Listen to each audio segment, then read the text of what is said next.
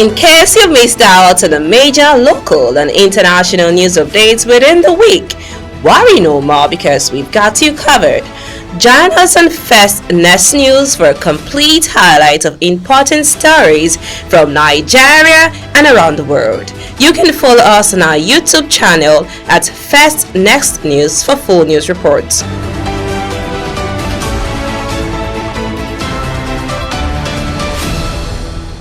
Hello everyone, a very pleasant day to you. Here are the top stories. These are: Senate postponed plenary resumption. Ibas blasts Rivers lawmakers over move to probe him. On the foreign scene, Britain, Canada and Australia formally recognized the Palestinian state, deepening Israel's isolation. A very good day to you and welcome to First Next News Port Harcourt. I am Becky Usoro. Now the news in details. The leadership of the 10th Senate has again altered its legislative calendar, shifting the resumption of plenary sittings from September 23 to October 7, 2025. The postponement was convened in an internal memo signed by the Chief of Staff to the Senate President Chinedu Akubwezi. The shift in date has raised eyebrows within the National Assembly and it extends the Chamber's annual reserves by another 2 weeks. While no official reason was given in the memo titled Notice of Shift in Plenary Resumption Date, Akubwezi also apologized to the senators for the belated information. It read, "This is to respectfully inform distinguished senators that the resumption of the plenary sitting of the Senate earlier scheduled for Tuesday, 23 September 2025 has been shifted to Tuesday, 7th October 2025. Any inconvenience this short notice may cause is deeply regretted. Distinguished senators are kindly invited to note the postponement and adjust their schedules accordingly." Senate President Godswill Akpabio justified the move as an act of chamber reciprocity. With this latest adjustment, critical debates and pending motions, including oversight inquiries into the government spending and executive appointments, will remain on hold. You are still listening to news on First Next News Port Harcourt. Let's go for a short break. When we return, we'll bring to you more details on Rivers as Ibas blasts Rivers lawmakers over move to probe him. On the foreign scene, Britain, Canada and Australia formally recognized the Palestinian state, deepening Israel's isolation. Please stay tuned.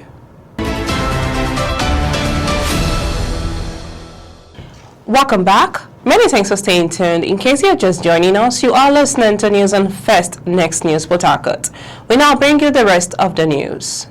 Moving on to Rivers State, a looming confrontation may be brewing between the immediate past Rivers State Administrator, Vice Admiral Ibokete Ibas, retired, and the Rivers State House of Assembly following the lawmakers' move to probe state expenditure during the 6 months of emergency rule.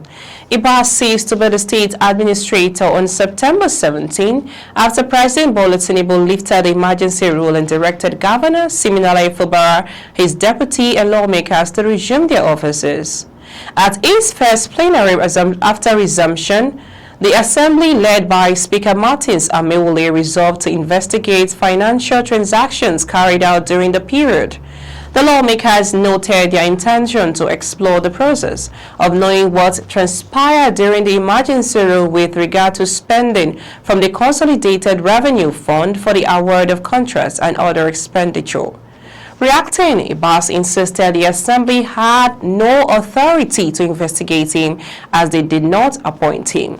Speaking through his senior special advisor on media, Hector Ibikiobu, Ibas urged that the probe was effectively a challenge to the president, who appointed him at the National Assembly, which supervised his tenure. He, however, dismissed the resolve as commentary, describing any probe against the former administrator as futile. He said, "When you say they are going to probe the tenure of the administrator, was it the Assembly they appointed the administrator? You see, the point to note is that commentary is free, yes? You can't stop people from running commentary. The House of Assembly has been on break for a very long time, and you appreciate that they have not been able to discharge their functions for such a long time." Now they have resumed. They have to make an effort to carry out their functions. So, it will seem their right to probe what has gone wrong in the state. Nobody can stop the lawmakers from carrying out a probe of what they perceive to be their functions within the state. When you also reason that the administrator was supervised by the National Assembly, it goes without reason that when you decide to probe the administrator, you're invariably saying that you'll be probing the administrator and the National Assembly. So, I wish them good luck with their plan and their probe. Moving on to the foreign news, London, Britain, Canada, and Australia announced formal recognition of the state of Palestine on Sunday in an attempt to pile pressure on Israel as it presses on with its campaign in Gaza despite international outrage. The three all-strong allies of Israel for decades also expressed deep frustration at the lack of progress towards a two-state solution. Later on Sunday, Portugal announced that it too had formally recognized the Palestinian state, adding that a two-state solution was the only path to a just and lasting peace. In response, Israeli Prime Minister Benjamin Netanyahu vowed that there will be no Palestinian state.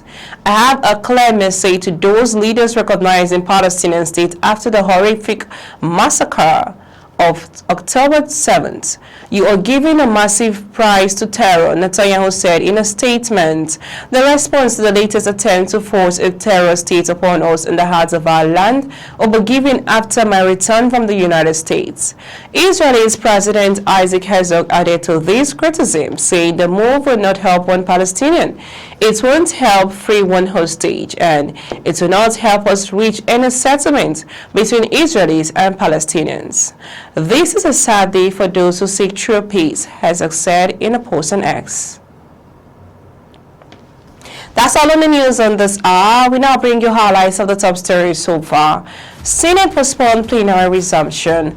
Ibas blasts previous lawmakers over move to probe him. On the foreign, Senate brought you that Britain, Canada, and Australia formally recognized the Palestinian state, deepening Israel isolation. For more stories and updates on political trends, you can follow us on our YouTube channel and kindly subscribe at First Next News. Do remember, democracy is the only system that persists in asking the powers that be whether the other powers that ought to be. I am Becky Osoro. From me and the entire team in Port Harcourt. Many thanks for watching. Bye for now. In case you've missed out on the major local and international news updates within the week, worry no more because we've got you covered. Join us on First Next News for a complete highlight of important stories from Nigeria and around the world. You can follow us on our YouTube channel at First Next News for full news reports.